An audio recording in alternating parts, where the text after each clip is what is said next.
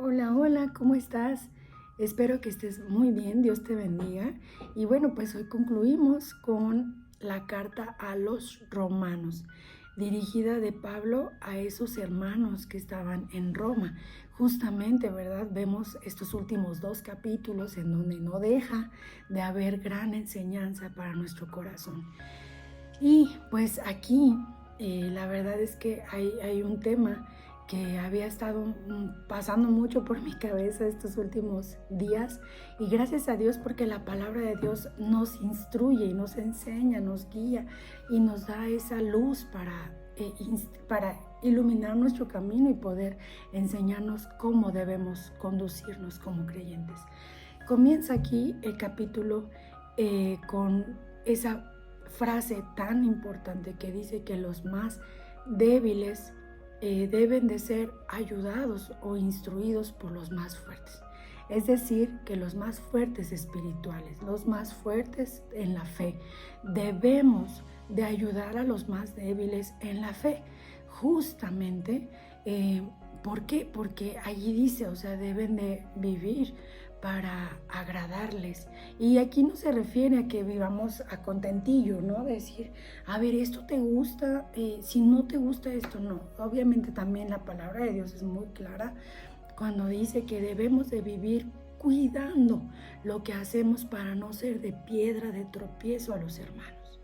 Si yo sé que puedo ofender a alguien que yo estoy discipulando, que habrá alguna hermana, algún hermano que se sienta mal con alguna de mis actitudes, limítate. ¿Por qué? Porque así estás cuidando a esos pequeños que son débiles en la fe, que son débiles espiritualmente, que les cuesta más trabajo, que se tropiezan más fácilmente, que son más sensibles ante alguna mala cara, ante alguna mala acción, un maltrato, o que simplemente pues es más fácil, ¿no? Y están más propensos a desviarse y a alejarse de Dios. A ellos debemos de cuidarles. ¿Por qué? Porque es parte de lo que más adelante la palabra nos dice, que debemos de aprender a vivir en armonía, recordando que somos un solo cuerpo. Un bebé no se sabe valer por sí mismo.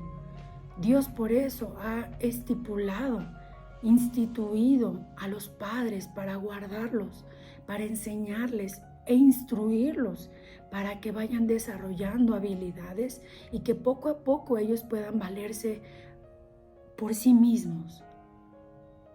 Llega un momento en el que los pequeños espiritualmente hablando se tropiezan y los más fuertes deben de guardar su corazón y de orar por ellos, pero también así de esa misma manera debemos enseñarles a cómo ir madurando. ¿Por qué? Porque tampoco es correcto que los débiles siempre sean débiles. Esa no es la voluntad de Dios. Como lo dice la palabra, ¿verdad? Pablo justamente habla y dice que empiezan con leche.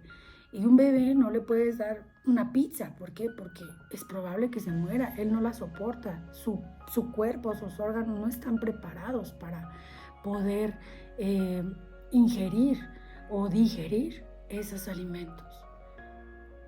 De igual manera, un pequeño en la fe debe de ir aprendiendo cómo avanzar, cómo vivir según lo que la voluntad y la palabra de Dios nos enseña. Así que como iglesia, así como lo dice más adelante en otros versículos, dice que debemos de vivir como un solo cuerpo. ¿Para qué? Para agradar a Dios, como iglesia.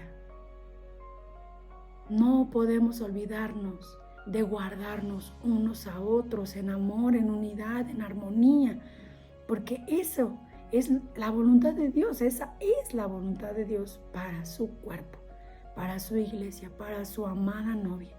Y bueno, pues vemos también para finalizar cómo Pablo se despide de los hermanos con tanto amor, describiendo algunas acciones de cada uno de ellos, y pues ahí dice que al único sabio Dios, al que puede fortalecerlos según la predicación en Cristo Jesús, ¿verdad? Sea la honra por los siglos de los siglos.